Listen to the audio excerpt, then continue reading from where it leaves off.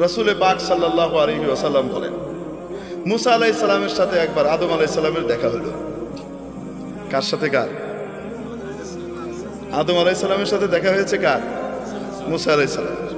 তো মুসা আলাইহিস সালাম আদম আলাইহিস সালামকে বলছেন, আব্বাজান, আল্লাহ তাআলা এত কিছু জান্নাতে আপনাদেরকে দিয়ে রাখলো, শুধু একটা গাছ, এটার কাছে যেতে না করলো, এটা না খাইলে হতো না? কেন? আপনি খাইছেন বলে তো আমরা দুনিয়াতে আইতেছি। আপনি দুনিয়াতে আসছেন, আমরা দুনিয়াতে আসছি, আইসা যে ফেরাউনের কবলে পড়ছে, জ্বালায় মারতেছে। যুগে যুগে ফেরাউন, পুরুষ ফেরাউন, মহিলা ফেরাউন জ্বালায় শেষ করে দেয়। এক এক সময় এক এক ফেরাউন আসে। এই যে আমরা এখন কি করতেছি, জ্বলতেছি। আপনি কেন খাইলেন এটা? এটা না খাইলে হইতো না। আপনার কারণে আমরা এই পেরেশানিতে পড়ছি। বুঝেন কি বলে? সমস্ত পেরেশানিতে পড়লাম কার কারণে? আপনার কারণে। কে বলতেছে? মুসা আলাইহিস সালাম। আপনি ওটা কেন খাইলেন? হযরত আদম আলাইহিস সালাম বলতেছেন, আমি খাইছি, তোমারে কে বলছে এবার? বুঝছেন? মুসা আলাইহিস সালাম বলেন, আমি বলে আপনাদের বাবার ছেলেদের মধ্যে সাধারণত 2 নম্বর ছেলে যেটা হয় বাচ্চা, এটা চেতা টাইপের হয় সাধারণত। আল্লাহ তাআলা এটারে বানান শত্রু বাহিনী এসে যেন তার বাপের জমি টমি দখল করে নিতে না পারে। আর বড়টাকে বানান আল্লাহ তাআলা অনেক বুদ্ধিমান হয়, কিন্তু বেকুবের মতো থাকে, একটু সাদা সিধা থাকে, ওটা ঠান্ডা থাকে। আল্লাহ বানানি ঠান্ডা, কারণ সবাইকে লইয়ে চলতে হবে তো, ভাই বোনগুলোর ভিতরে যেন মিল মহব্বত রাখা যায়। সাধারণত এই বুদ্ধিটা আল্লাহ তাআলা বড়টাকে দিয়ে রাখে। আবার কখনো এটার বিপরীতও ঘটে। ঘটে কি ঘটে না? তো আদম আলাইহিস সালামের যে পোলাপাইন আছে, এরা সবাইকে সমান। হ্যাঁ, সমস্ত নবীরাই আদম আলাইহিস সালামের আওলাদ, কিন্তু আদম আলাইহিস সালামের আওলাদের ভিতরে মুসা আলাইহিস সালাম হলেন মাইজা পোলার মতো, কাউরে ছেড়ে দেন। খোদ রসুল সাল্লাল্লাহু আলাইহি সাল্লাম যখন মেরাজে যান, সহিহ মুসলিমের হাদিস, যখন রসুল সাল্লাল্লাহু আলাইহি সাল্লাম কোথায় যান? মেরাজে যান। জিবরাইল আলাইহিস সালাম এক এক জায়গায় নিয়ে যাচ্ছেন। আপনারা বিরক্ত হচ্ছেন? আচ্ছা, নিয়ে যাচ্ছেন, এক এক আসমানে যান, এক এক নবীর সাথে দেখা হয় এবং মুসা আলাইহিস সালাম পরিচয় করিয়ে দেন। প্রথম আসমানে দেখা হয়েছে হযরত আদম আলাইহিস সালামের সাথে। রাসূলুল্লাহ সাল্লাল্লাহু আলাইহি সাল্লামকে পরিচয় করিয়ে দিচ্ছেন জিবরাইল আলাইহিস সালাম, হাদা আবুকা আদম, ইনি আপনার আব্বা আদম আলাইহিস সালাম, ফাসাল্লিম আলাইহি, ওনাকে সালাম দেন। এটা প্রোটোকল। তো হযরত আদম আলাইহিস সালামকে কি করতেছে? সালাম দিয়েছেন রাসূল সাল্লাল্লাহু আলাইহি সাল্লাম। আদম আলাইহিস সালাম উঠে দাঁড়িয়েছেন, সন্তানকে সম্ভাষণ জানিয়েছেন, মারহাবাম বিন নবিয়্যিস সালেহ ওয়াল ইবনিস সালেহ, ও আমার প্রিয় সন্তান, ও প্রিয় নবী, শুভেচ্ছা, স্বাগত। দ্বিতীয় আসমানে গেলেন, ওখানে আরেক নবীর সাথে সাক্ষাৎ। বলছেন, আপনি সালাম দেন, আপনার ভাই অমুক। উনি সালাম দিলেন, উনি বলেন, মারহাবাম বিন নবিয়্যিস সালেহ ওয়াল আখিস সালেহ, ও আমার প্রিয় ভাই, ও আমার সম্মানিত নবী, আপনাকে শুভেচ্ছা, স্বাগত। এইভাবে যেতে যেতে হযরত মুসা আলাইহিস সালামের সাথে দেখা 6 নম্বর আসমানে। কয় নম্বর আসমানে? 6 নম্বর আসমানে। তো বলছেন সালাম দেন। তো সালাম দিছে, ইনিকে আপনার ভাই মুসা। সালাম দিয়েছেন। রাসূল সাল্লাল্লাহু আলাইহি ওয়াসাল্লাম বর্ণনাও করেছেন যে আমার ভাই মুসা তোমাদের মতো, তোমাদের মধ্যে অমুকের মতো দেখতে, কাজ দিশানু আহ,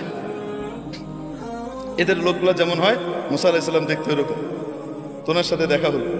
দেখা হওয়ার পরে সালাম দিলাম, সালামের জবাব হলো। তারপরে হযরত মুসা আলাইহিস সালাম ওই একই কথা বললেন। এখন রাসূল সাল্লাল্লাহু আলাইহি সাল্লাম যখন পার করে চলে যাচ্ছেন, উপরের দিকে 7ম আসমানের দিকে রওনা হচ্ছেন, তো তখন কান্নাকাটির আওয়াজ শুনতেছেন। কেঁদে কেঁদে কেউ বলতেছে, আল্লাহ, এটা কোনো ইনসাফ?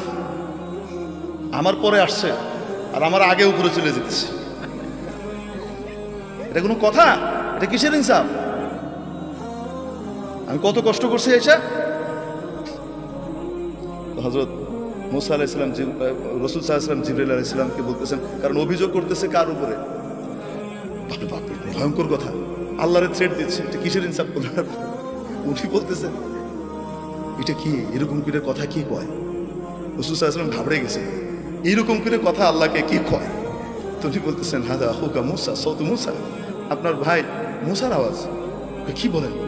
কেউ তার রবের সাথে এভাবে কথা বলতে পারে? উনি বলেন, রব্বুহু ইয়ারিফুহু, তার রব তার ব্যাপারে খুব ভালো জানে। এরকম তার রব তার এই সমস্ত কথা কিছু কি করে না, মনে টনে করে না। বুঝেন নাই? তো মুসা আলাইহিস সালাম কি সাধারণ নবী? সাতা নবী। ট্রিটমেন্ট শুরু হয়তো ঘুষি দিয়ে, কথা পরে আগে ফিরা করলে কেন এরকম? বুঝেন নাই? ঘুষি একটা মারছে গেছে মিলে, ওনার ঘুষিতে যে এত পাওয়ার উনি নিজেও তো জানেন না। সুবহানাল্লাহ, আল্লাহু আকবার। তো মুসা আলাইহিস সালাম সাধারণ নবী না চেতা নবী? আল্লাহ তাআলার বড় প্রিয় নবী, আদম আলাইহিস সালামরে ছেড়ে দিচ্ছে না, ধরছে বাপরে। বুঝতে পারছেন? বাবারে ধরে বলতেছে, আপনি এই জিনিসটা না খাইলে কি হইতো না? আপনি সারা জান্নাত ভর্তি জিনিস সারা জীবন খেয়ে শেষ করতে পারতেন না, ওই একটা খায়া আপনি অনা সৃষ্টি করে আইলেন। দুনিয়াতে আসলে আমাদেরকে জ্বালা যন্ত্রণা ভোগ করতে হচ্ছে, আপনার কারণে আমাদেরকে সব দুনিয়াতে এসে পরীক্ষা দিতে হচ্ছে আর কষ্ট করতে হচ্ছে। আদম আলাইহিস সালাম তো তার রব যেহেতু ওনার বান্দার এই ভাষা সম্পর্কে বুঝে, তো বাপও তো বুঝে, তো বাপও রাগ করতেছে না, চপ আদম কোথাকার তুই আমার লগে এভাবে কথা কস, এটা করতেছে না। বাপ ঠান্ডা, বাপ বলতেছে আমি এরকম করে খাইছি তাই আমাকে দুনিয়া আসতে হয়েছে, তোমরা এসো। কে বলছো তুমি ছিল তো? আমি থাকি আর না থাকি তাওরাতের ভিতরে আছে, আমার কাছে যে আল্লাহ তাওরাত কিতাব নাজিল করছেন সেই কিতাবে আছে, আপনি কাম ঘটাইছেন। তারপরে আমরা আসছি, তবে আদম আলাইহিস সালাম রাখেন না। আদম আলাইহিস সালাম জিজ্ঞেস করেন, আচ্ছা তাওরাতের ভিতরে আছে? হ্যাঁ। তুমি তোমার তাওরাত সম্পর্কে জানো? তাওরাত কবে লেখা হয়েছে? হ্যাঁ, জানবো না কেন? কবে লেখা হয়েছে? আপনার জন্মের 50,000 বছর আগে লেখা হয়েছে। আরেক হয়তো 40,000 বছরের কথা আছে, 50,000 বছর আগে লেখা হয়েছে। ও, আমার জন্মের 50,000 বছর আগে তোমার তাওরাত লেখা হয়েছে? হ্যাঁ, তাওরাতের ইতিহাস আমার উপরে তাওরাত নাযিল হয়েছে, আমি জানবো না? আচ্ছা, তো বেটা একটু বলো দেখি, আমার জন্মের 50,000 বছর আগে তোমার কিতাবে যেটা লিখে দেওয়া হয়েছে সেটা আমি করছি, আমার দোষটা কি? দেখ আমি করছি না, উনি চাইছেন তাই করছি।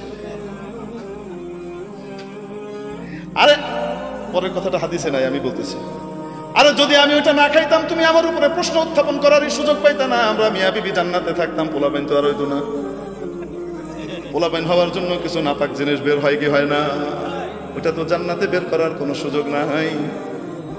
তো তোমার দুনিয়াতে আসার জন্য তো, এই কথা কবার জন্য তো আমার নিচে আসা দরকার ছিল। তোমার তো শুকরিয়া আদায় করা উচিত যে আমি ওইটা খাইছি তাই তুমি জান্নাতের মুখ দেহ নবী হইছ। এটা উনি আমি ভাবার্থ বললাম, কিন্তু আদম আলাইহিস সালাম বলছেন যেটা আমার জন্মের এত হাজার বছর আগে তোমার কিতাবে লিখে দেওয়া হয়েছে সেটার জন্য কি আমি দায়ী? আদম মুসা আলাইহিস সালাম চুপ মেরে গেছেন। রাসূলুল্লাহ সাল্লাল্লাহু আলাইহি ওয়াসাল্লাম এখানে বলেন খুব মজার কথা, ফাহাজ্জা আদম মুসা, আদম মুসাকে পথ কেটে ফেলাই দিছে। আদম মুসাকে এভাবে কি করছেন? ধাই করে ফেলে দিয়েছেন, হারিয়ে দিয়েছেন। আমরা বলি না আদম মুসাকে কি করেছেন? হারিয়ে দিয়েছেন। রাসূল সাল্লাল্লাহু আলাইহি ওয়াসাল্লাম এটা যখন বলেন বলতে গিয়ে হেসে দিয়েছেন, কারণ বাপের গর্ব তো নিজের গর্ব, আরে কয় না কেন? তো আমরা আদমের সন্তান, এজন্য কি আমরা লজ্জিত না গর্বিত? তো এই যে হযরত আদম আলাইহিস সালামের সাথে মূসার কথোপকথন, আলাইহিস সালামের কথোপকথন কোথায় হয়েছে, এই হলো প্রশ্ন। বুঝাতে পারি নাই? মুহাদ্দিসিনে কিরাম এখানে ঘাটাঘাটি করছেন যে এই দুইজনের সাক্ষাৎটা কোথায় ঘটেছিল। অনেকগুলো মত আছে। এক হলো রূহ জগতে ঘটেছিল, আরেক হলো এখান থেকে যাওয়ার পরে ইল্লিনে ঘটেছে, দুইজনের ওখানে দেখা হয়েছে তখন হয়েছে। সবচেয়ে গ্রহণযোগ্য মত হলো আদম আলাইহিস সালামের জায়গায় আর মুসা আলাইহিস সালাম দুনিয়াতে মুসা আলাইহিস সালামের জায়গায়, এখানে থেকে বাপের সাথে একবার কন্ট্যাক্ট হয়েছে, বাবার সাথে কি হয়েছে? কথাবার্তা হয়েছে। কিভাবে হয়েছে? কে করছেন?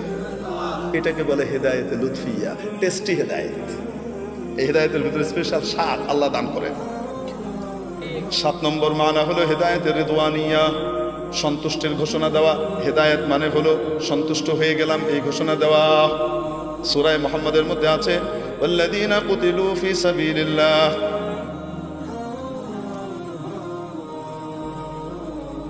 ইন্নাল্লাযীনা কুতিলু ফি সাবিলিল্লাহি ফালান ইউদিল্লা আ'মালাহুম সায়াহদিহিম ওয়া ইউসলিহু বালাহুম। নিশ্চয়ই যারা আল্লাহর রাস্তায় শহীদ হয়েছে তাদের আমলকে আল্লাহ নষ্ট করবেন না, অতি সত্বর আল্লাহ তাদেরকে হেদায়েত দিবেন। তবে দুনিয়া থেকে মরে চলে গেছে, আবার হেদায়েত দিবেন মানে? শহীদ তো দুনিয়া থেকে চলে গেছেন, তাকে আবার হেদায়েত দেওয়ার অর্থ কি?